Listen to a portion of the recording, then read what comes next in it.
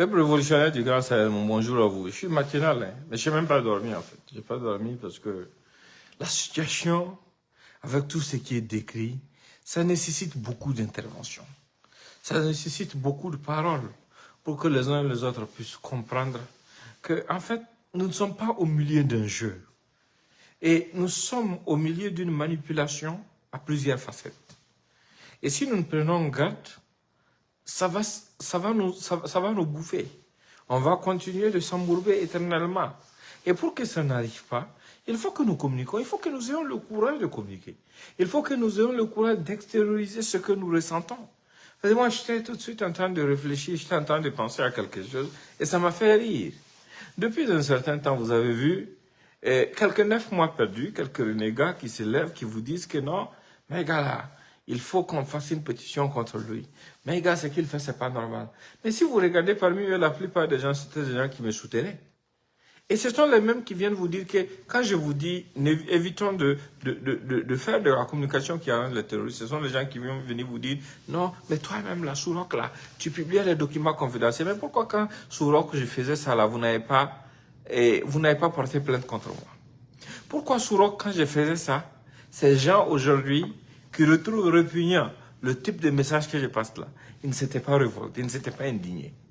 C'est parce que, quelque part, moi-même, je me suis fait avoir. Le message les arrangeait, puisque ça arrangeait indiscutablement les terroristes. Donc, ils voulaient que je continue dans cette lancée. Mais avec le recul, avec les analyses, avec l'évolution de la situation et tout, nous avons compris le type de message qu'il faut passer à nos populations. Et ça les énerve, ça les étouffe même en fait. Parce que ce sont eux qui se supportent mutuellement entre eux, malgré le fait que certains d'entre eux soutiennent ouvertement les terroristes. Ce sont eux qui font tout pour nous créer de l'ombre.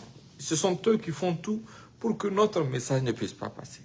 Parce que quand nous essayons d'analyser et de dire aux gens la vérité sur tout ce qui se passe chez nous, quand nous essayons de faire comprendre aux gens que nous ne sommes pas dans une guerre ethnique, non. Nous sommes très loin d'une guerre ethnique parce que je vous ai expliqué la cause de la guerre, le type de manipulation que les gens comme IAD ont utilisé pour pouvoir réussir à implanter le terrorisme dans nos États.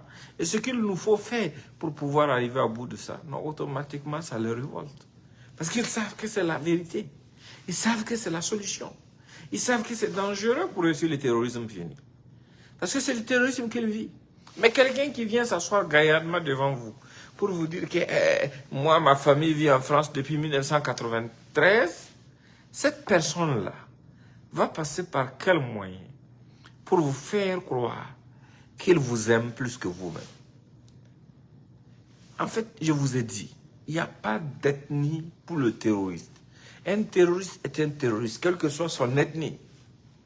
Mais quand ces gens essayent de manipuler les événements, quand ils essayent par moment de nous faire croire qu'ils sont du côté d'une communauté, c'est pour pouvoir remonter les gens contre cette communauté. Non, tous les peuples ne sont pas terroristes. Moi, j'ai des peuples dans ma famille qui ne sont pas des terroristes. J'ai des oncles qui sont des Diko, j'ai des neveux et nièces qui sont des Diallo, que je connais très bien, qui ne sont pas des terroristes. Ce sont des peuples qui ne sont pas des terroristes. Mais malgré ça, vous allez voir ces gens essayer de maintenir une rhétorique. Les gens comme Newton Amel Bari, allant dans le sens de vous amener à douter de ça. De vous amener à croire que tout ce que nous entreprenons, c'est contre une communauté. Ce n'est pas contre une communauté. C'est pour la patrie. Notre message est clair et ne souffre d'aucune ambiguïté. Et au contraire, ce sont eux qui se cachent derrière des choses parfois qui n'ont aucun sens, qui paraissent sensées, mais qui n'ont absolument aucun sens, pour essayer de vous faire douter. Par exemple, ce sont des gens qui vont venir, chaque fois, comme je l'ai dit, défendre tous ceux qui sont accusés de complicité avec les terroristes. Dès qu'on arrête quelqu'un qui est en complicité avec les terroristes, automatiquement, ils regardent l'identité de la personne et disent non, c'est un peuple que vous avez arrêté. C'est pas normal, voilà. Mais quand des terroristes se lèvent, ils partent à Djibo, tuer le député maire. Quand ils se lèvent, ils partent à Solhan, majoritairement pour massacrer les populations.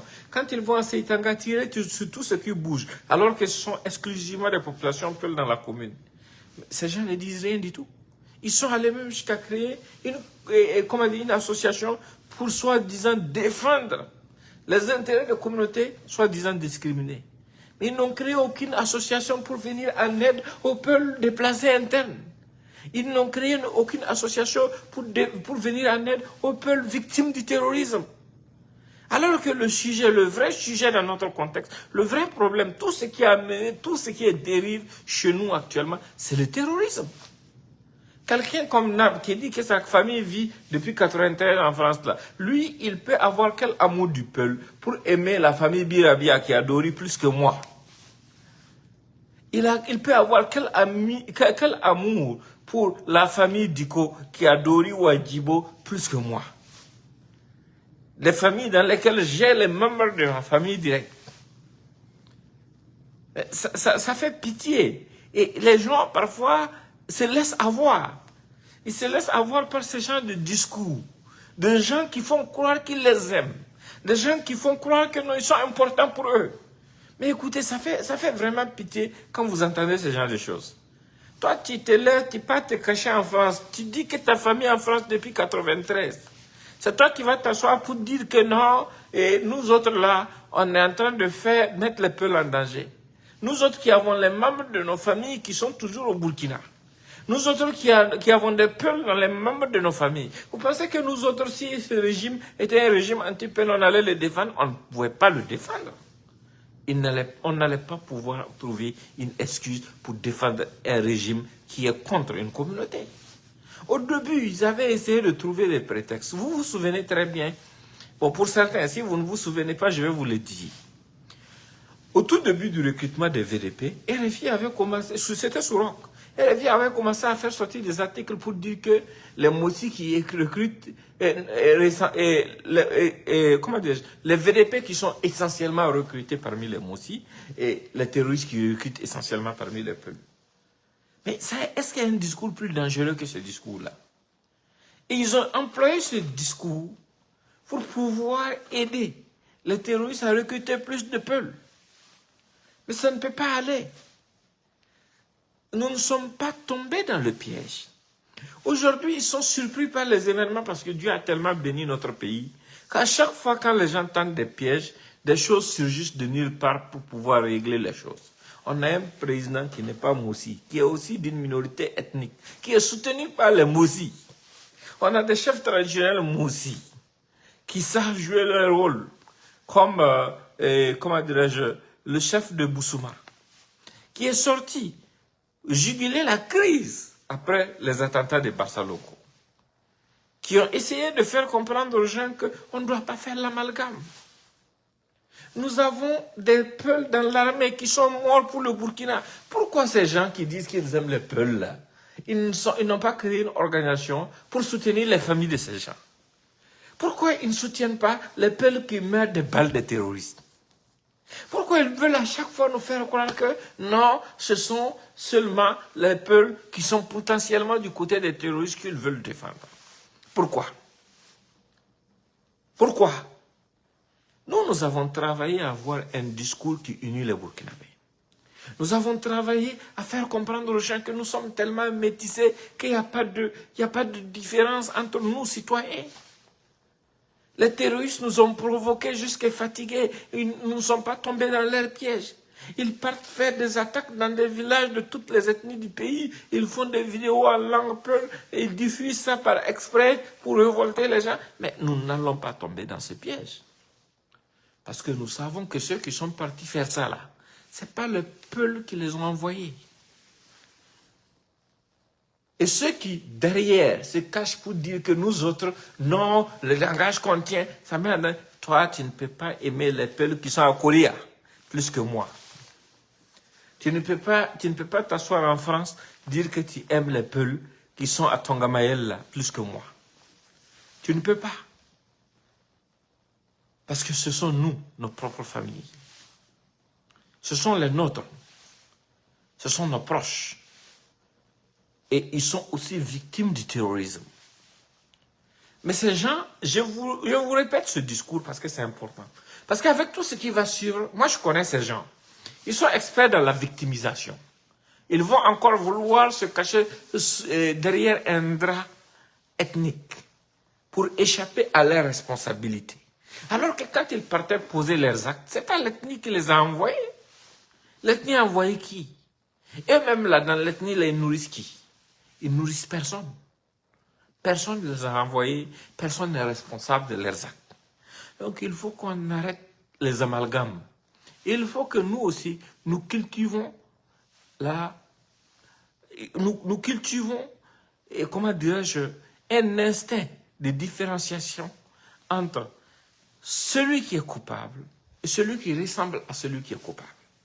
Parce que c'est le piège dans lequel ils veulent vaille que vaille nous mettre. C'est la même stratégie qu'ils ont utilisée quand le président Traoré est arrivé au pouvoir.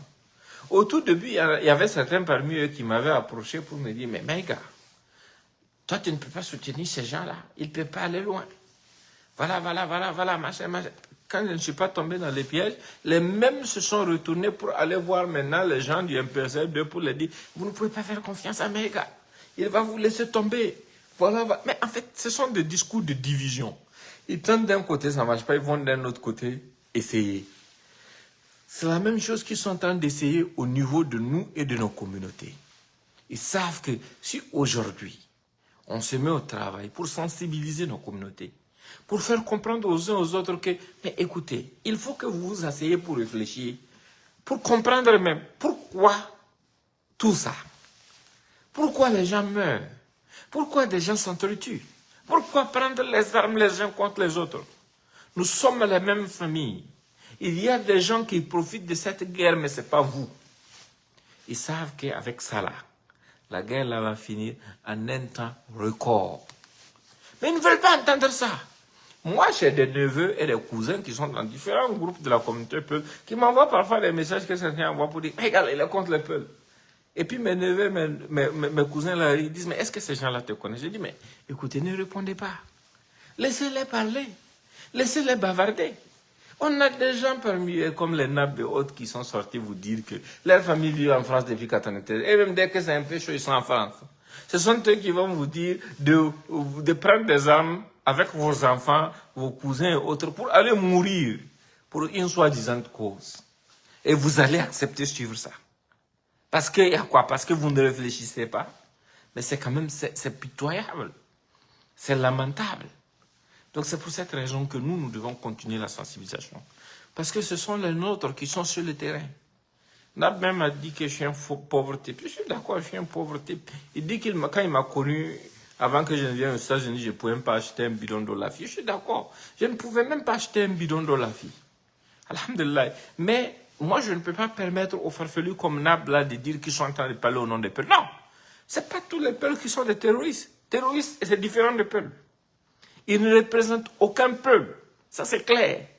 Et puis, il ne peut pas m'enlever le droit de parler aussi au peuple. Parce que le Poulakula, ce n'est pas seulement le sou de Baba. Il y a le sou de Inna aussi.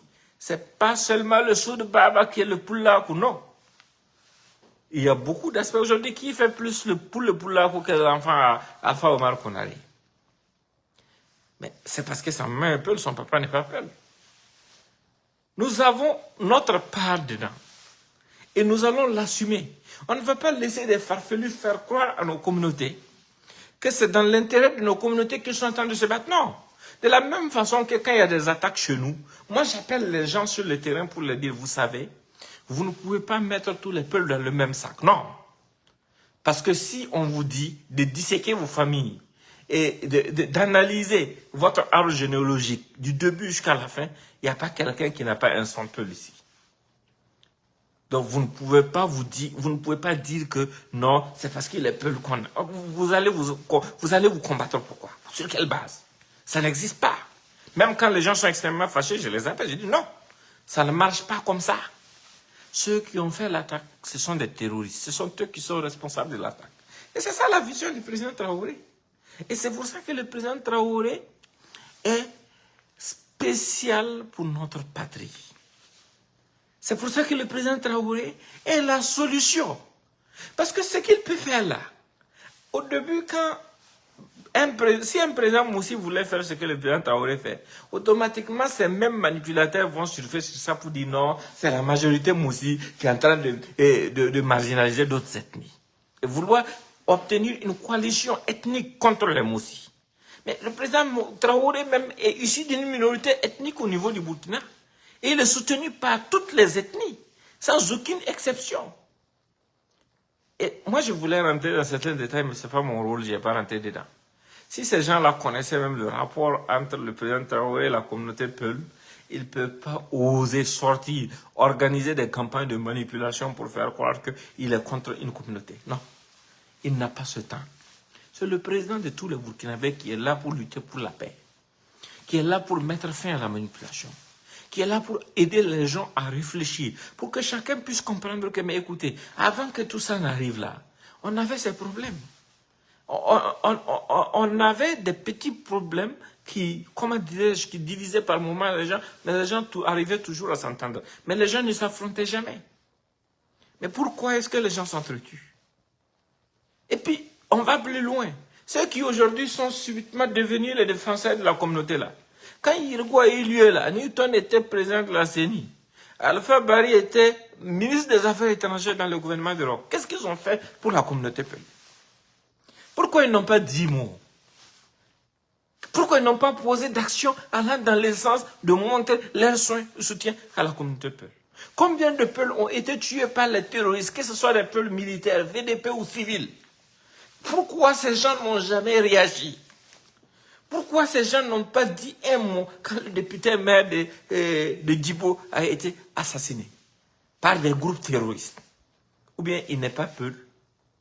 En fait, ces gens ne défendent pas les Peuls. Ils défendent ceux qui ont accepté d'être manipulés par eux, qui ont accepté de prendre les armes contre d'autres citoyens pour eux. Et les Peuls n'ont absolument rien à voir avec ce qu'ils sont en train de faire.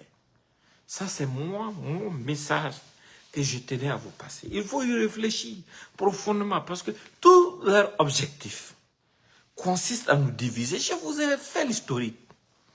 Iyad Agali, en 90, avait créé une rébellion pour soi-disant obtenir l'indépendance de l'Azawad. Quand ça a foiré, parce que les Peuls, les Songo et les Bozo et autres au nord du Mali se sont coalisés pour les limer, ils ont traversé la frontière à la Libye. Quand ils sont revenus à la charge en 96, Iyad a dit que pour qu'ils puissent réussir à obtenir un État azawadien, il faut qu'ils mélangent les communautés noires au sud du Sahara. C'est ainsi qu'il a connu Koufa et Malam Diko. Et c'est dans cette optique qu'Iyad a lancé cette campagne de manipulation. Les Peuls qui sont au nord du Mali savent. Quand ils sont venus au tout début, avant même que la campagne de manipulation ne commence là, c'est les Peuls qu'ils ont commencé à attaquer. Mais ils ont utilisé quoi après ça maintenant pour faire croire aux Peuls que non, ils sont comme eux, ils doivent s'attaquer aux autres communautés. Et même ça, ce n'est pas tous les Peuls qui sont tombés dedans, les quelques Peuls qui sont tombés dedans là. C'est à nous de les sensibiliser, de les faire comprendre que ce qu'ils sont en train de poser comme acte contre les communautés là, c'est contre eux-mêmes qu'ils sont en train de le faire. Parce que nous sommes des frères. Que tu sois Tamaché, quel Tamaché, que tu sois Bozo, que tu sois Dogon. Bon, même les Dogons. Les Dogons, c'est bien. Bon, et que tu sois Peul, que tu sois Touareg, que tu sois Arabe, que tu sois Mor, que tu sois Songoï, que tu sois Dendi, que tu sois Moussi, que tu sois Foulsé, que tu sois Yadse, que tu sois Yarga, que tu sois Hausa, que tu sois Zarma. Nous sommes les mêmes communautés. Nous sommes les mêmes peuples. Parce que vous avez vu, nos ancêtres ont été témoins de l'esclavage et de la colonisation. On n'a pas trié les gens sur les bases ethniques. Tu es noir seulement, on t'embarque. Allez, on t'envoie en esclavage pour t'exploiter. Tu es noir seulement, on te colonise. Tu es noir seulement, on te fait payer l'impôt. Tu es noir seulement, on t'envoie pour on t'enrôle comme tirailleur. C'est sur la base de la couleur de nos peaux que les gens nous ont malmenés. C'est sur la base de la couleur de nos peaux que les gens nous ont divisés. C'est sur la base de la couleur de nos peaux que les gens nous ont exploités.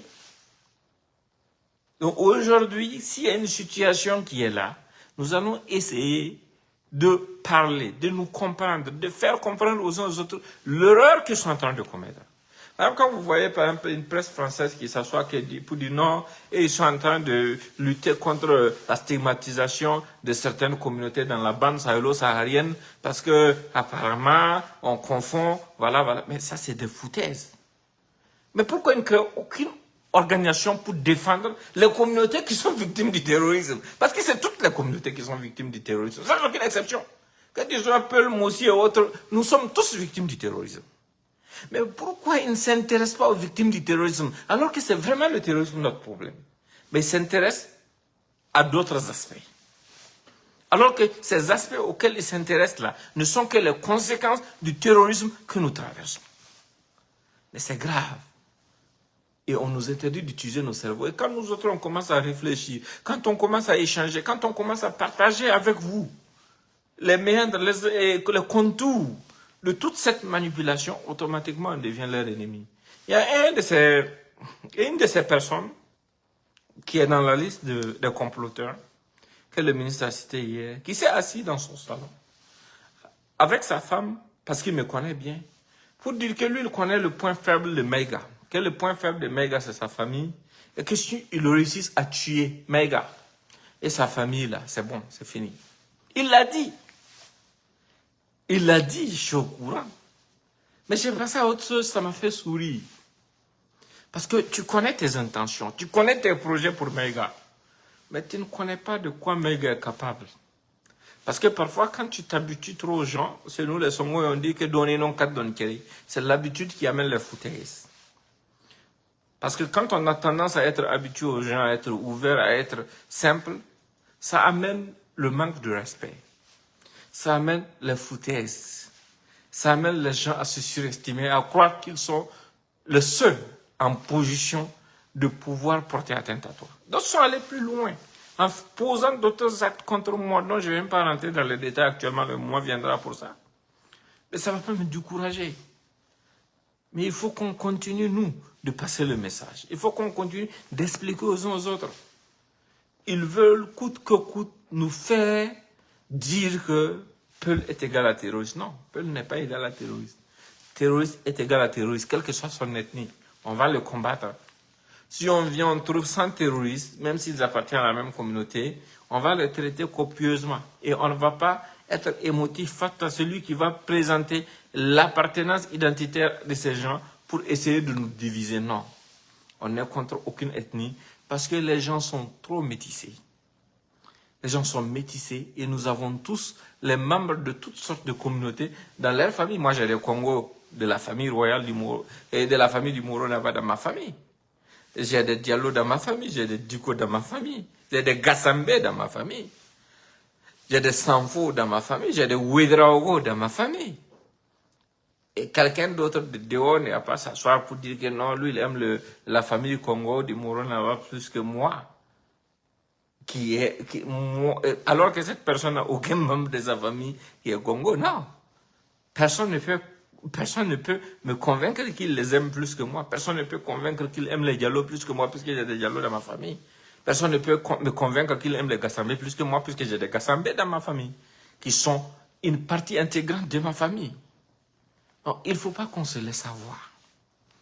Il ne faut pas qu'on se laisse vraiment avoir. Il n'y a pas de guerre ethnique dans nos pays.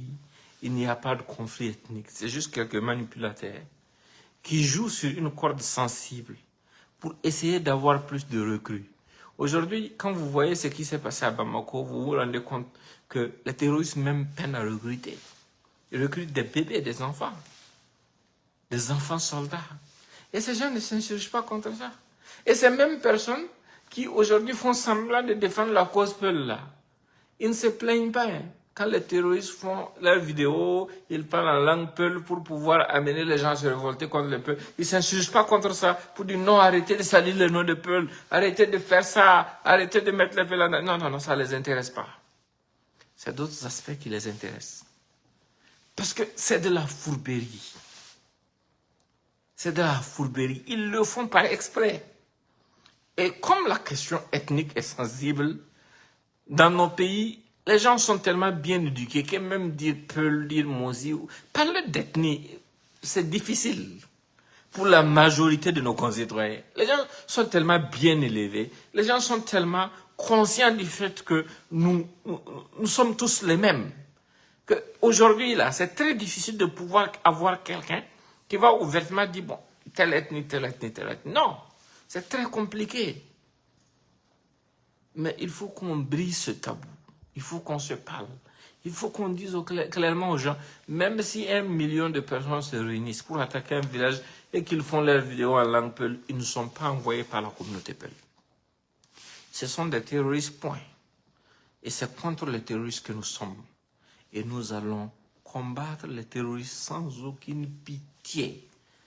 N'en déplaise aux pleurnichards qui sont leurs soutiens, qui chercheront par tous les voies et moyens à transformer la chose en autre chose. On ne va pas tomber dans ce piège.